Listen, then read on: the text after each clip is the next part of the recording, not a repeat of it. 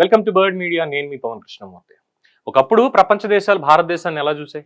ఒక పెద్ద మార్కెట్గా, చౌకైన మానవ వనరులు ఉన్నటువంటి దేశంగా. కానీ ఇప్పుడు పరిస్థితి మాత్రం పూర్తిగా మారుతోంది. ప్రపంచ రాజకీయాల్లో ఒక కొత్త సమీకరణం కనిపిస్తోంది. అమెరికా ఒకవైపు, చైనా మరోవైపు. ఈ రెండు శక్తుల మధ్య భారత్ ఒక కీలక శక్తిగా ఎదుగుతోంది. ఇప్పుడు జియో పాలిటిక్స్లో ప్రశ్న ఏంటంటే, అసలు ప్రపంచం భారత్ వైపు ఎందుకు చూస్తోంది?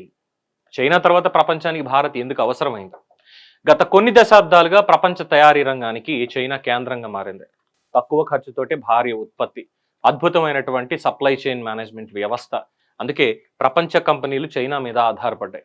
కానీ కరోనా తర్వాత పరిస్థితులు పూర్తిగా మారిపోయాయి. చైనా మీద అధికంగా ఆధారపడడం ప్రమాదం అని అనేక దేశాలు గుర్తించాయి.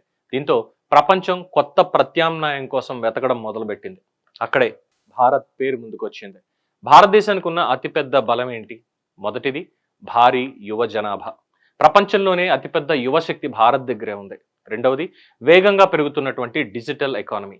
యూపీఐ నుంచి డిజిటల్ సేవల వరకు భారత్ తన టెక్నాలజీ సామర్థ్యాన్ని ప్రపంచానికి చాటి చూపించింది.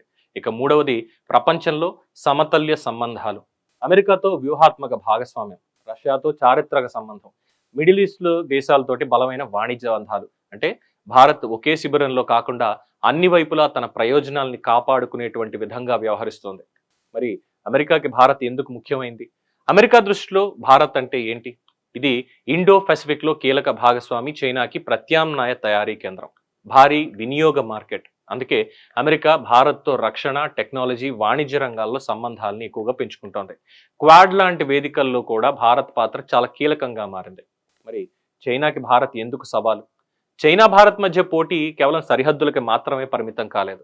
ఇప్పుడు అది మ్యానుఫ్యాక్చరింగ్లో, టెక్నాలజీలో, సప్లై చైన్లో, గ్లోబల్ ప్రభావం మీద కూడా విస్తరించింది. అయితే భారత్, చైనా రెండు ఒకరిపై ఒకరు పూర్తిగా ఆధారపడలేనటువంటి పరిస్థితులు ప్రస్తుతం ఉన్నాయి. అందుకే భవిష్యత్తులో ఈ పోటీ మరింత ఆసక్తికరంగా మారేటువంటి అవకాశం ఉంది. మరి ఇప్పుడు భారత్ ముందున్నటువంటి అవకాశాలు ఏంటి? ప్రపంచ కంపెనీలన్నీ ఇప్పుడు భారత్లో పెట్టుబడులు పెట్టేందుకు ఆసక్తి చూపిస్తున్నాయి. ప్రపంచ దిగ్గజ సంస్థలు సైతం. అందులో ప్రధాన రంగాలు సెమీ కండక్టర్స్, ఎలక్ట్రానిక్స్ తయారీ, రక్షణ ఉత్పత్తులు, గ్రీన్ ఎనర్జీ, ఆర్టిఫిషియల్ ఇంటెలిజెన్స్. మరి భారత్ ఈ అవకాశాలను కనుక సరిగ్గా ఉపయోగించుకుంటే ప్రపంచ ఆర్థిక వ్యవస్థలో తన స్థానాన్ని మరింత బలపరుచుకునే అవకాశం కూడా ఉంది.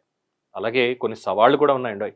భారతదేశం ముందున్నటువంటి కొన్ని పెద్ద సవాళ్లు ఏంటంటే, ముందుగా మౌలిక వసతులు, అలాగే నైపుణ్యాల అభివృద్ధి, ఉద్యోగాల సృష్టి, తయారీ సామర్థ్యం పెంపు. ఇవన్నీ కూడా భారత్ పరిష్కరించుకోవాల్సి ఉంటుంది. ఎందుకంటే ప్రపంచ శక్తిగా ఎదగడం అంటే కేవలం జనాభా ఉండడం మాత్రం కాదు, ఆ జనాభాని ఆర్థిక శక్తిగా మార్చడం. 21వ శతాబ్దపు ప్రపంచ రాజకీయాలు రెండు దేశాల మధ్య మాత్రమే ఉండబోవు. ఇక్కడ అమెరికా ఆధిపత్యం, చైనా సవాలు మధ్యలో భారత్ ఎదుగుదల. ఈ మూడు శక్తుల మధ్య కొత్త ప్రపంచ సమీకరణం అనేది రూపుదిద్దుకుంటోంది. ఒకప్పుడు ప్రపంచం భారత్ని చూసింది కేవలం ఒక మార్కెట్గా, కానీ ఇప్పుడు చూస్తోంది మాత్రం ఒక భాగస్వామిగా. ఎందుకంటే రాబోయే ప్రపంచ పవర్ గేమ్లో భారత్ ఈసారి కేవలం ఒక ప్రేక్షకుడు కాదు, కీలకమైనటువంటి ఆటగాడు. చూద్దాం కాలం ఎలాంటి సమాధానం చెప్తుందో. దీని మీద మీ అభిప్రాయం తెలియచేయండి. చూస్తూనే ఉండండి ది బర్డ్ మీడియా. ఈ వీడియో మీకు నచ్చినట్లయితే లైక్ చేయండి, షేర్ చేయండి, సబ్స్క్రైబ్ చేయండి. మరిన్ని అప్డేట్ల కోసం మా వాట్సాప్ నెంబర్ను సబ్స్క్రైబ్ చేసుకోండి.